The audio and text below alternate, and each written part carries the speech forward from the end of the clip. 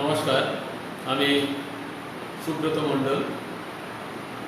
আরও একবার পারুল প্রকাশনী সৃষ্ট Parul academy 4G digital Facebook live class এবং পাশাপাশি পারুল একাডেমি ইউটিউব লাইভ ক্লাসে হাজির হয়েছি। সকলকেই শুভ সন্ধ্যা। প্রত্যেক রবিবারের মতো আজকেও সন্ধ্যা 7টায় আমি হাজির হয়েছি এই অতি পরিচিত প্ল্যাটফর্মে।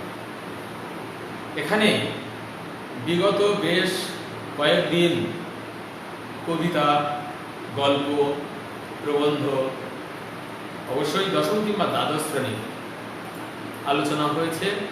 আমরা আলোচনা করেছি, ছাত্রদের সঙ্গে প্রশ্নের উত্তরও বিনিময় হয়েছে। আজ একটু অন্য স্বাদের এই কারণে আজ তোমরা নিশ্চিত রূপে বোর্ডে দেখতে পাচ্ছ ব্যাকরণ বলে একটি শব্দ লেখা রয়েছে। আমরা কেবল মাধ্যমিক বা উচ্চ মাধ্যমিক এই পশ্চিমবঙ্গ যে বোর্ড, যে মধ্যশিক্ষা পর্ষদ, তার নয়, TBSC Tripura board of secondary education, CBSE central board of secondary education, WBBSE West Bengal board of secondary education, এই তিনটি বোর্ডেরই আমরা এই পারুল প্রকাশনের পারুল একাডেমির এই প্ল্যাটফর্ম থেকেই আমরা আলোচনা চালাচ্ছি। ব্যাকরণ এমন একটা বিষয় যার কোনো বোর্ড হয় না। মায়ের যেমন কোনো ধর্ম হয় না, জন্মভূমির যেমন কোনো ধর্ম হয় না, তেমনি ব্যাকরণের কোনো বোর্ড হয় না। আগে বা পরে ব্যাকরণ তা সকলেরই পাঠ্য। তার পাঠ্যসূচিতে থাকা যে বিষয় তাও সকলের একই। দশম শ্রেণীর পাঠ্যসূচিতে রয়েছে কারক ও অকারক সম্বন্ধ, সমাস, বাক্য আর বাচ্য, এই চারটি টপিক বা অধ্যায়। আমরা এই চারটের মধ্যে যে কোনো একটিকে আজ আলোচনায় আসব। আমার প্রিয় দশম শ্রেণীর ছাত্রছাত্রী, শিক্ষক শিক্ষিকা, অভিভাবক অভিভাবিকা, শিক্ষানুরাগী মানুষ এবং যারা সামনে স্কুল সার্ভিস কমিশন পরীক্ষায় প্রস্তুতি নিচ্ছ, সকলকেই স্বাগত জানাচ্ছি। সেই সকল ছাত্রছাত্রীকে আমি অত্যন্ত মনোযোগী হতে বলছি ব্যাকরণের বিষয়ে। আমি প্রথমেই বলে রাখি, ব্যাকরণ মুখস্থ করে লেখবার জিনিস নয়। ব্যাকরণ বুঝতে হবে, ব্যাকরণ শিখতে হবে। এই ব্যাকরণ বোঝা এবং শেখা, এই দুটো বিষয়ই আমাদের খুব মনোযোগ দিয়ে করা উচিত। তার কারণ ব্যাকরণ কি সেটা আমরা আসবো, একটু পরেই আসবো। ব্যাকরণের যে নম্বর রয়েছে সেই নম্বর এমন মজা, এর পুরো নম্বরটাই পাওয়া যায়, পুরোটাই পাওয়া যায়।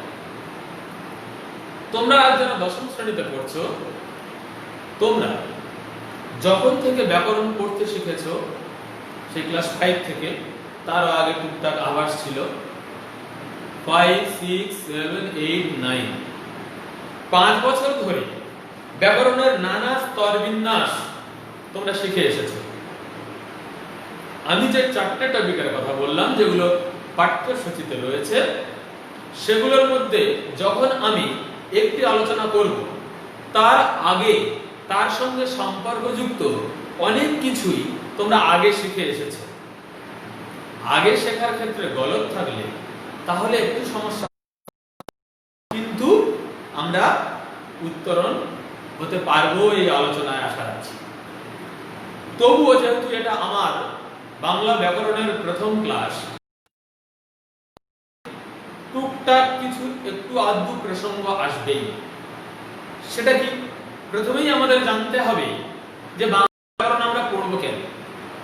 যিনি টোটো চালান, যিনি মাঠে চাষ করেন, যিনি যে রাখাল গরু চড়ায়, যে ম্যাথর, এদের তো ব্যাকরণ না পড়লেও চলে, এদের তো জীবন যাপন চলছে, অসুবিধাটা কথা। তাহলে আমাদের ব্যাকরণ পড়তে হবে কেন? ব্যাকরণ অ্যাকচুয়াল কি? বাংলায় তেমনি ব্যাকরণ, আমরা যে ব্যাকরণ শব্দটাকে এইখানে লিখেছি তার একটা বিশেষ ব্যুৎপত্তিগত নির্ণায়ক অংশ রয়েছে, আমি সেটা তোমাদের দেখাচ্ছি। বি আ ক্রি অন, ভালো করে তোমরা একটু লক্ষ্য করো। এই ব্যাকরণ শব্দের অর্থ আমরা বলছি বিশ্লেষণ, আমরা বলছি ব্যাকরণ শব্দের অর্থ হলো বিশ্লেষণ। এই যে আমরা যেটা বলছি যে বিশ্লেষণ, আমরা কিন্তু ঠিকঠাক এই শব্দটার অর্থ বুঝতে পারলাম না। বিশ্লেষণ মানে কেমন বিশ্লেষণ? আমরা বিশ্লেষণ বলি মুখোমুখি, আমরা বিশ্লেষণ বলি তত্ত্ব দিয়ে, আমরা বিশ্লেষণ বলি তথ্য দিয়ে। তাহলে ব্যাকরণের বিশ্লেষণটা হবে কিসে বা কিসের দ্বারা, এটা কিন্তু আমাদের জানতে হবে। কিরকম? আমরা যখন বলছি বি আ ক্রি অন, বি মানে বিশেষ ভাবে, আ তাহলে কি হলো? বি আ আলোচনা, বা আরো বিস্তৃত ভাবে বা ব্যাপক ভাবে, ক্রি ধাতু করা বা ক্রিয়া, অন পদ্ধতি, সিস্টেম, প্রক্রিয়া, এই সমস্ত কিছুই কিন্তু এই ব্যাকরণ শব্দটার ভিতরে লুকিয়ে আছে। তোমরা শুনলে অবাক হয়ে যাবে যে বাংলা ব্যাকরণ প্রথম কে রচনা করার চেষ্টা করেছিলেন সফলভাবে, সার্থকভাবে? তিনি হলেন ডক্টর হ্যালহেড সাহেব। তিনি প্রথম বাংলা ব্যাকরণ রচনার প্রয়োজনীয়তা অনুভব করেছিলেন। তারপর তো তার উপরে অনেক উন্নতি, তারপরে আরো বিশ্লেষণ, আরো প্রযুক্তিগত দিক থেকে, মানে যুক্তি দিক দিয়ে, বিচারের দিক দিয়ে, শৃঙ্খলার দিক দিয়ে আমাদের ব্যাকরণটাকে আরো অনেক ভালো করে সাজানো। আমরা ব্যাকরণের জগতে তোমাদের যাদের বাংলা ব্যাকরণ বই কিনতে হবে, একটা করে ধরানো আছে স্কুলে, কিন্তু বামনদেব চক্রবর্তীর বইটা কিন্তু তোমরা সবাই সঙ্গে রাখার চেষ্টা করবে। তার পাশাপাশি তোমরা তোমাদের স্কুলে যে বইটা ধরানো হয়েছে সেটা তোমরা পড়ো। তাহলে দেখবে দুটোর সঙ্গে একটু তুলনা করবে, তাহলে বুঝতে পারবে যে প্রকৃতপক্ষে ব্যাকরণ আমরা কেন করতে হবে। এই যে আমরা কথা বলছি, এই যে আমরা কবিতা বলি, এই যে আমরা গান গাই, এই যে আমরা দৈনন্দিন জীবনের সঙ্গে চলাফেরা করি, এইখানেই দেখতে হবে যে আমাদের ভাষাটা ঠিক হয়েছে কিনা, আমাদের কথা বলাটা ঠিক হচ্ছে কিনা। অনেক সময় আমরা ভুল করি। হয়তো তোমাদের বাড়িতে কেউ বাবা মা বলছে, এই তুই কোথায় যাবি রে? না, আমি চুল কাটতে যাব। এই চুল কাটতে যাব না, কেন? আমরা সবাই নাপি যে আমরা চুল কাটবো, আমরা তো চুল কাটাতে যাব। আমরা কিন্তু ভুলটা বলে ফেলি, অথচ মনের ভাবটা যেহেতু আমাদের সহজভাবে তার দ্বারা প্রকাশিত হয়ে গেল বা আমরা বুঝতে পারলাম, সেই সূত্রে কিন্তু আর আমরা ওটাকে পরিবর্তন করবার কোনো প্রয়োজনীয়তা অনুভব করলাম না। ব্যাকরণ সেই শিক্ষাই দেবে যে শুদ্ধভাবে কথা বলতে হবে, শুদ্ধভাবে লিখতে হবে, শুদ্ধভাবে আমাদের মনের ভাবটাকে প্রকাশ করতে হবে। কিভাবে লিখলে, কিভাবে বললে আমাদের মনের ভাব, আমরা যেটা বলতে চাইছি, আমরা যেটা লিখতে চাইছি, আমরা যেটা বোঝাতে চাইছি, সেটা আরো শুদ্ধ করে, আরো পরিশুদ্ধ করে, আরো বিশুদ্ধ করে, আরো ভালোভাবে, আরো সহজতর রূপে আমরা অন্যের কাছে পৌঁছে দিতে পারব। তার জন্যই কিন্তু বাংলা ব্যাকরণ। এই যে বাংলা ব্যাকরণ বিশেষভাবে আলোচনা করা, তার পদ্ধতি, বিশেষভাবে আলোচনা করার পদ্ধতি, অন সমীকরণ, অন সমীভবন, অন প্রত্যয় যুগে আমাদের পদ্ধতিকে বোঝানো হয়। তাহলে এটা একটি বিশেষ পদ্ধতি। এই ব্যাকরণ বই যদি আমরা বলি, তাহলে কিন্তু সেই পদ্ধতিটা আর রইল না। তাহলে আমরা কি বলছি না, ব্যাকরণ বই, তাহলে দুই মলাটের ভিতরে একটি বই, যেখানে আমরা দেখতে পাই, তোমরা শিখে এসেছো, জেনে এসেছো, ধ্বনি, শব্দ, বর্ণ, পদ, বাক্য, সমাস, কারক, প্রত্যয়, মানে নানান ধরনের কিছু, এক কথায় প্রকাশ থেকে শুরু করে ভিন্নার্থক শব্দ সবই সেখানে রয়েছে। কেন রয়েছে? এই কারণেই রয়েছে। আমাদের লিখতে গেলে প্রতিপদে পারে। আমি বললাম যে আমি বর্ধিষ্ণু গ্রামে জন্মগ্রহণ করেছি। এই যে বর্ধিষ্ণু শব্দটি কোথা থেকে এলো? এই যে গ্রাম শব্দটি, সেটা গ্রামে আমি কেন বলছি, এর ব্যাখ্যা বা বিশ্লেষণ কিন্তু বাংলা ব্যাকরণ দিচ্ছে। প্রকৃতপক্ষে আমরা আমাদের যে উত্তরপত্রে উত্তর লিখছি বাংলায় বা যে কোনো বিষয়ে, সেখানে কিন্তু বাক্যটাকে সঠিক রাখবার অত্যন্ত প্রয়োজন, অত্যন্ত দরকার। তাই আমাদের বাংলা ব্যাকরণের কিন্তু প্রয়োজন আছে। আমরা বাংলা ব্যাকরণের কাছ থেকে শিখছি কিভাবে আমাদের বানান শুদ্ধ করতে হয়, কিভাবে আমাদের বাক্য শুদ্ধ করতে হয়, কিভাবে আমরা এত বড় শব্দগুচ্ছ না বলে একটি শব্দে সেটা বলে দিতে পারবো, কিভাবে আমরা দুটো আলাদা না করে আমি যদি বলি যে আমি হিমালয়ে থাকবো, হবে? তাহলে আমি হিমালয়ে থাকবো, কথার কথা। তাহলে ওইটাকে আমরা সন্ধিবদ্ধ করে নিচ্ছি। কেন সন্ধি করব? সন্ধির ক্লাসে আলোচনা হবে। ঠিক এই ধরনের নানান কারণে মনে রাখতে হবে, এই আমাদের বাংলা ব্যাকরণ বই দুটি মলাটের মাঝখানে কিছু পদ্ধতি, কিছু সংজ্ঞা, তার উদাহরণ, তার বিশ্লেষণ, তার বাস্তব প্রয়োগ, কোনো কিছুই যুক্তিহীন নয়।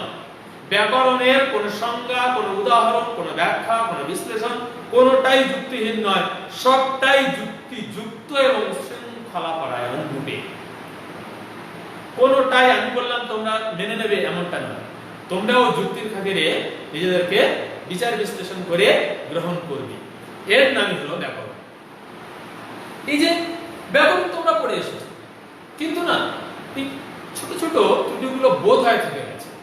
কিরকম? আমি যদি তোমাদের এখনই বলি, নিশ্চয়ই তোমরা ধ্বনি শিখেছো, অবশ্যই। বর্ণ শিখেছো, অবশ্যই। তো সেখানে আমি তোমাদের যদি বলি, আচ্ছা স্বরবর্ণ কাকে বলে বলো? তোমরা তো অনেকেই আনন্দে লাফাতে বলবে স্বরবর্ণ তো সোজা, যে বর্ণ উচ্চারিত হতে অন্য কোনো বর্ণের সাহায্য লাগে না, যে বর্ণ নিজে নিজে উচ্চারিত হতে পারে, সেই বর্ণকে স্বরবর্ণ বলে। ঠিক?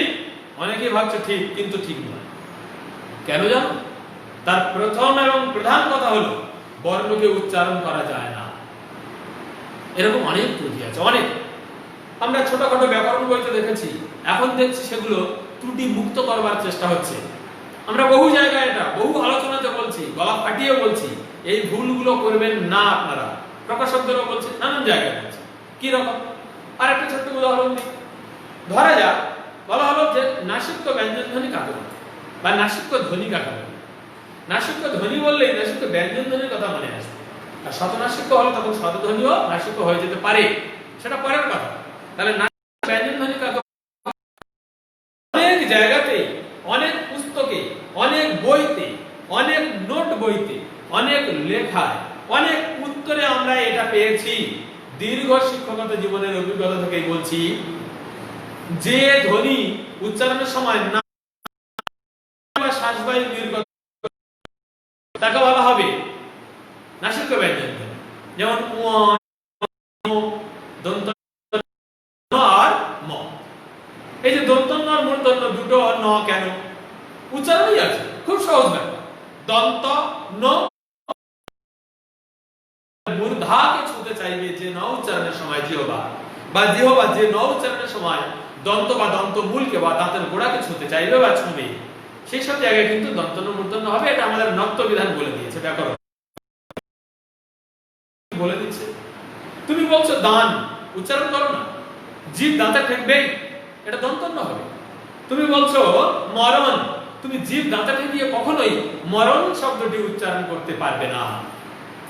এটাই ব্যাকরণের মজা, এটাই যুক্তি, এটাই বিজ্ঞান, এটা ভাষা বিজ্ঞান। তো এইখানেই আমরা আমাদের ক্ষেত্রে দেখব যে ব্যাকরণ কথাটা সত্যি কথা বলছে। সেখানে কি লেখা আছে দেখলাম, নাসিক্য ব্যঞ্জনের ক্ষেত্রে কি লেখা আছে দেখলাম। আমরা দেখলাম যে যে ব্যঞ্জন ধ্বনি উচ্চারণের সময় কি হয়?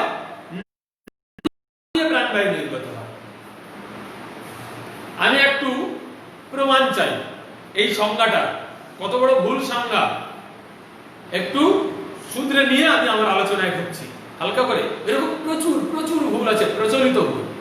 বাংলা ব্যাকরণের এই ভুলগুলো দেখে আমরা আটকে উঠেছি, আমরা একের পর এক শোধরানোর চেষ্টা করছি। খুব আনন্দের কথা, সেগুলো ধীরে ধীরে শোধরাচ্ছে। কিরকম? ধরা যাক আমার মুখ বন্ধ, নাক খোলা আছে, আমি মুখ বন্ধ করলাম, তোমরা সবাই মুখ বন্ধ করলে, নাক দিয়ে প্রাণবায়ু একবার না, 100 বার না, লক্ষ কোটি বার। কখনো চেষ্টা করেও তোমরা দন্তন্য মূর্ধন্য উয়া ইয় আর ম উচ্চারণ করবে না, তাহলে সংজ্ঞাটা ভুল। আমাদেরকে যুক্তি দিয়ে বিচার করে বিশ্লেষণ করে ব্যাকরণ শিখতে হবে। আমি প্রথম ক্লাসে কিন্তু এটা পরিষ্কার করে দিচ্ছি, সেই যুক্তিতেই আসতে হবে। তাহলে কোন শব্দটা বসানো দরকার ছিল, কোন শব্দের অভাব থেকে গেছে, ওইখানে অপেক্ষাকৃত বেশি এই দুটো শব্দ ব্যবহার করতে হবে। তার কারণ আমরা এবার কিভাবে স্বর সৃষ্টি হয়, কিভাবে সুর সৃষ্টি হয়, বিধাতা দিয়েছে স্বর, তুমি দিলে সুর, গানের কথা। সেখানে কি আছে না, যখন আমাদের প্রাণবায়ু নির্গত হয় না, তখন এই যে ভোকাল কর্ড, ছবিটা একে বোঝাতে বলে ভালো হতো, ভোকাল কর্ডে সেই প্রাণবায়ু আঘাতপ্রাপ্ত হয়ে সেইখানে স্বরের সৃষ্টি হয়, স্বর নির্গত হয়। হ্যাঁ, সেই স্বরের কিছু অংশ নাক দিয়েও উচ্চারিত হতে পারে, মানে নির্গত হতে পারে, মুখ গহ্বর দিয়েও নির্গত হতে পারে। তাহলে মুখ গহ্বর দিয়ে তো আগে নির্গত হতে হবে, না হলে স্বরটা নির্গত হবে কি করে, সৃষ্টি হবে কি করে? এরপর তার উপরে বিশেষত্ব যদি আমরা চাপাতে চাই, তাহলে বিশেষ করে বিশেষ ক্ষেত্রে যদি ব্যবহার করতে চাই, তার অধিকাংশটা আমরা নাক দিয়ে বের করলাম, তার অধিকাংশটা আমরা ঠোঁট জুড়ে বের করতে পারি, বা ছেড়ে বের করতে পারি, বা প্রসারিত করে বের করতে পারি, বিভিন্ন ধরনের আমরা বের করতে পারি, সেটা অন্য আলোচনা। তাহলে দেখো আমি বলছি ন, দান, বেশিরভাগ প্রাণবায়ু তো নাক দিয়ে বেরোবে, কিন্তু মুখ দিয়েও কিছুটা বের হতে হবে, না হলে স্বর সৃষ্টি হবে না। তাহলে সংজ্ঞাতে কি বলা উচিত ছিল? যে নাসিক্য ধ্বনি উচ্চারণের সময় অপেক্ষাকৃত বেশি প্রাণবায়ু নাসারন্ধ্র দিয়ে নির্গত হয় বা নাক দিয়ে বের হয়ে যায়, সোজা পাতি বাংলা ভাষায় লেখো, তাতেও কোনো অসুবিধা নেই, কিন্তু সঠিকটা লিখতে হবে। সেই ব্যঞ্জন ধ্বনিগুলিকে নাসিক্য ব্যঞ্জন ধ্বনি বলা হয়। এইরকম প্রচুর প্রচুর ভুল আছে, ক্লাসের মাঝে মাঝে আমরা সেগুলো শুধরাতে শুধরাতে যাব। এই যে আমি ধরো বললাম যে আমার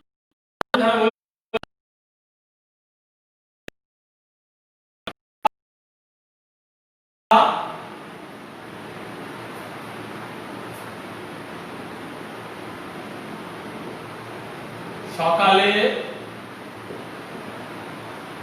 মাঠে যাব, আমরা সকালে মাঠে যাব, এটা কি? অবশ্যই তোমরা বলবে এটা একটি বাক্য। তাহলে কি এটা? এটা একটি বাক্য। খুব ভালো কথা। তাহলে এখানে কটা পদ রয়েছে? আমি কি বললাম? পদ রয়েছে। তাহলে কটা পদ রয়েছে? 4টে পদ। কিন্তু তোমরা ছোটবেলায় পড়ে এসেছো। পদ কয় প্রকার? 5 প্রকার। বিশেষ্য, বিশেষণ, সর্বনাম, অব্যয়, ক্রিয়া। খুব ভালো কথা। তাহলে দেখো এখানে ক্রিয়াপদ কোনটা? যাও। ঠিক। তাহলে আমরা সকালে মাঠে যাব, এই বাক্যটাকে বাড়ানো যায়। আমরা সবাই সকালে মাঠে যাব, আরো বাড়ানো যাবে। আমরা সবাই সাইকেলে করে সকালে মাঠে যাব, আরো বাড়ানো যাবে। আমরা সবাই সাইকেলে করে সকালে মাঠে গিয়ে ফুটবল খেলবো, বাড়ানো যাচ্ছে। তো সেইখানে আমরা একটু খেয়াল করব, ঠিক আছে? বোঝা তোমাদের একটু অসুবিধা হচ্ছে, আমি একটু বড় করে নিচ্ছি। তাহলে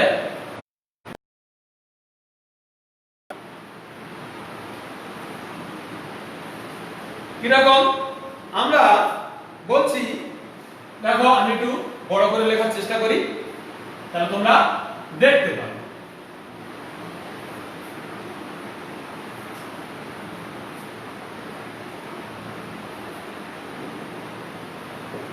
আমরা সকালে মাঠে যাব। তাহলে আমরা সকালে মাঠে যাব, এইখানে দেখো এই যে আমরা সকালে মাঠে যাব, এবারে দেখতে পাচ্ছ, এবারে দেখো এই যাবটা এখানে ক্রিয়াপদ, ঠিক আছে? আমরা সকালে মাঠে সঙ্গে এর একটা সম্বন্ধ বা সম্পর্ক রয়েছে। তার আগে বলি এটা তো বাক্য, এখানে যাব, সকাল, আলু, ডিম, কলকাতা, কোনো বাক্য হতো। বাক্য কাকে বলে তোমরা নিশ্চিত জেনেছো। এইবারে দেখো যখন বাক্যটাকে আমরা সাজালাম না, বাক্য সাজানোর ক্ষেত্রেও তোমরা এস ও ভি আর S V O, S O V subject object verb, এটা বাংলার ক্ষেত্রে। ইংরেজির ক্ষেত্রে S V O subject verb object, এটা তোমরা পড়েছো। সেটা কি, এই যে একটা বাক্য, এই বাক্যের ভিতরে দেখবে আবার দেখো একটা ছোট ভুল কিরকম হয়।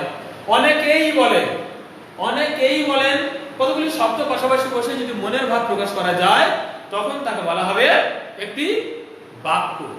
না, শব্দ যখন বাক্যের ভিতরে প্রবেশ করবে, শব্দ যখন বাক্যের ভিতরে প্রবেশ করবে তখন সেটা পদের জামা গায়ে দিয়ে দেবে, তখন সেটা পদ হয়ে যাবে।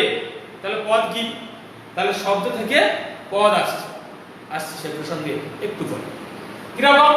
তাহলে দেখো এখানে বলছি আমরা সকালে মাঠে যাব, দেখো এই যাবর সঙ্গে কিন্তু আমরা সকালে আর মাঠে বিশেষ্য বা সর্বনাম বা ওই জাতীয় পদের একটা সম্বন্ধ বা সূত্র থাকবে। কিরকম বলেছি, বিশেষ, এখানে তো ছোট করে লিখলে আবার দেখা যাবে না, যাই আমি মুখে বলে দিচ্ছি, পরের ক্লাসে আমি চেষ্টা করবো এটাকে আরো পরিষ্কার করবার, বোধহয় পরিষ্কার হচ্ছে না। বিশেষ্য, বিশেষণ, সর্বনাম, অব্যয়, ক্রিয়া, ক্রিয়াপদ চলে গেল। তাহলে আর আছে চারটি, বিশেষ্য, বিশেষণ, সর্বনাম, অব্যয়। তাহলে দেখো বিশেষ্য আর সর্বনাম এই দুটো, বিশেষ্য আর সর্বনাম এই দুটো পদের মধ্যে কোন একটি পদে বা এই দুটি পদের মতন কোন একটি পদের সঙ্গে এই ক্রিয়াপদের দেখতে পাচ্ছি, কিন্তু এই আবার বিশেষণ বা অব্যয় হলে তার সঙ্গে আমরা সম্পর্ক দেখতে পাবো না।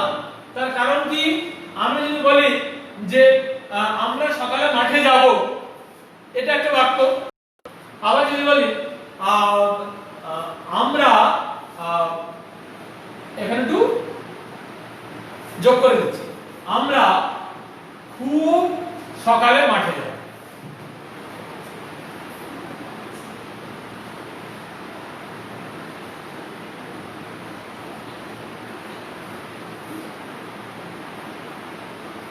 আচ্ছা, একটু অসুবিধা হচ্ছে, কমেন্টে এসে ল্যান্ডস্কেপেই তো রাখা আছে, এটা ল্যান্ডস্কেপেই রাখা আছে, পোর্ট্রেট করলে বোধহয় হতো। একটা মিনিট আমি দেখে নিই একটু।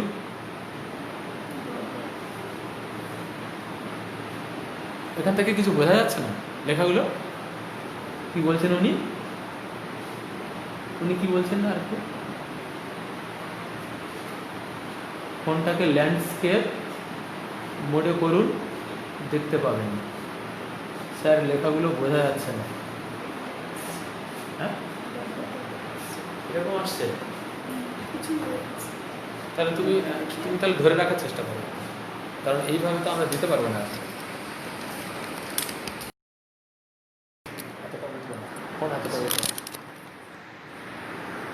ওখানে ধরে রাখো, লেখাগুলো আসছে কি? লেখাগুলো আসছে কি?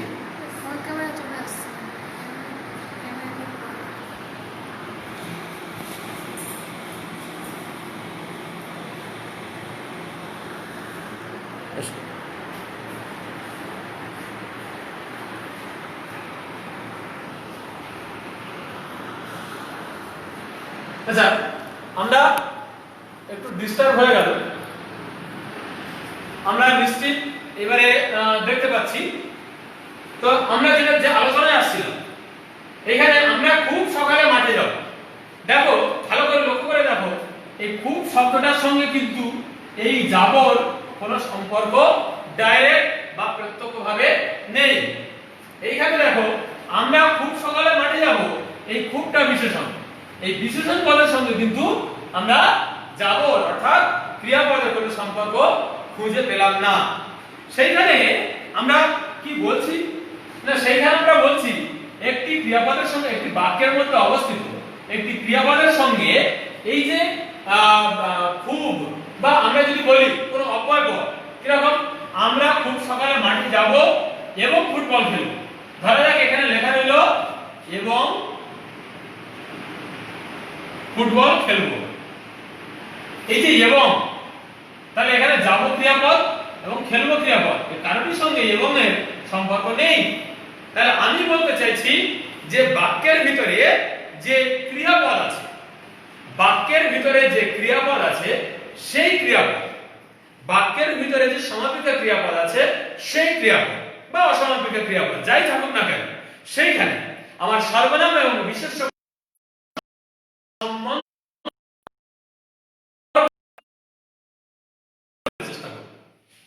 সেই সম্পর্কটাকেই আমরা বুঝতে চেষ্টা করছি।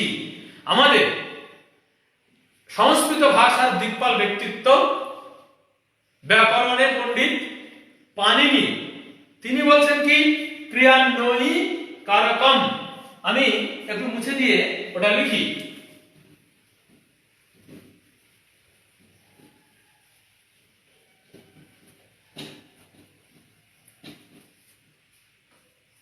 দেখো, তিনি বলছেন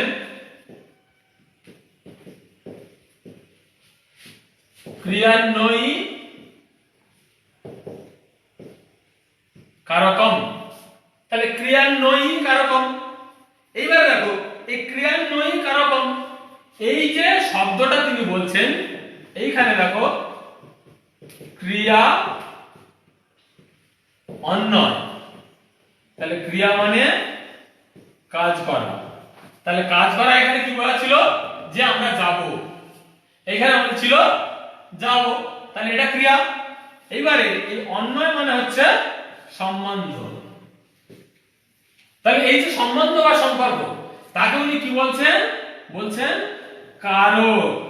তাহলে উনি যেটা বললেন সেটা হলো ক্রিয়ান্বয়ী কারকম। সংস্কৃততে উনি বলে দিচ্ছেন যে ক্রিয়ান্বয়ী কারকম অর্থাৎ ক্রিয়ার সঙ্গে যে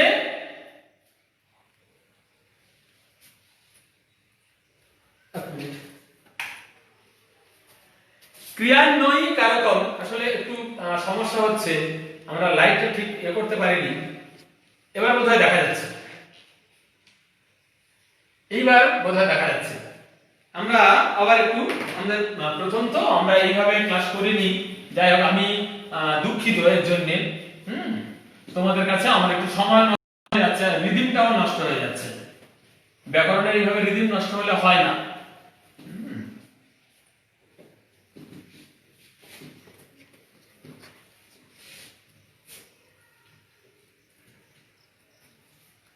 আমি যেটা বলছিলাম যে ধরা যাক দিনেশ মাঠে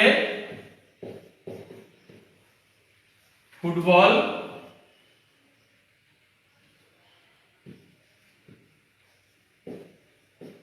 খেলছে। তাহলে খেলছে ক্রিয়াপদ।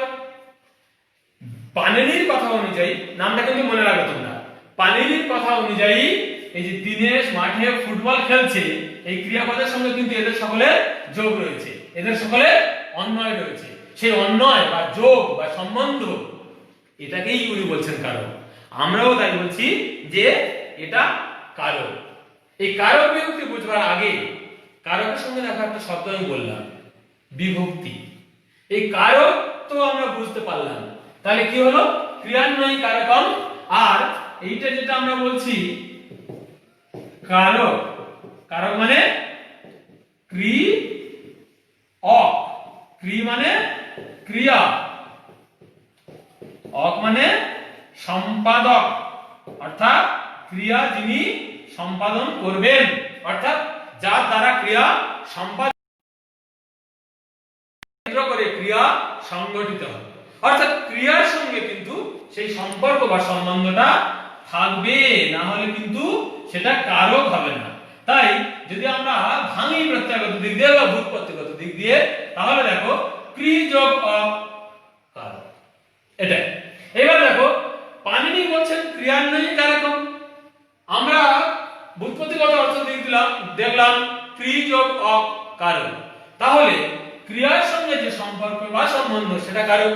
কেন না এইখানেই তার প্রমাণ মিলেছে যে ক্রিয়ার সঙ্গে সেই সম্পাদকের বা যিনি ক্রিয়া সম্পাদন করছেন তার সম্বন্ধ বা সম্পর্ক। এইবারে আমি যদি বলি যে অব্যয়গুলো ব্যবহার করছিলাম, যে বিশেষণগুলো ব্যবহার করছিলাম, সেগুলোর সঙ্গে কিন্তু এই ক্রিয়াপদের সম্পর্ক ছিল না, তাই সেগুলো অকারকের মধ্যে পড়বে। যেগুলো কারক নয়, যার সঙ্গে সম্পর্ক বা সম্বন্ধ নেই, সেগুলো কিন্তু অকারক, এটা আমাদের মাথায় রাখতে হবে। এইবারে আমাদের এই কারকে ঢোকার আগে, আমাদের কি করতে হবে না কারক সমন্বিত, কারকের সঙ্গে রিলেটেড শব্দ আমরা উচ্চারণ করি, বিভক্তি, যেমন অনুসর্গ, এটা কিন্তু আমরা এবারে আলোচনাতে আসবো।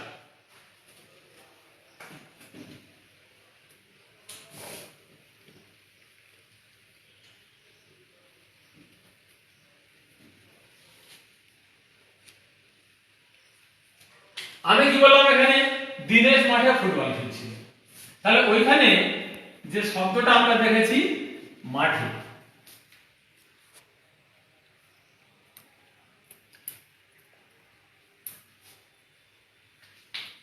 আর একটুখানি কয়েক সেকেন্ড সময় চেয়ে নিচ্ছি, যদি এটাকে ল্যান্ডস্কেপে রেখে হয়।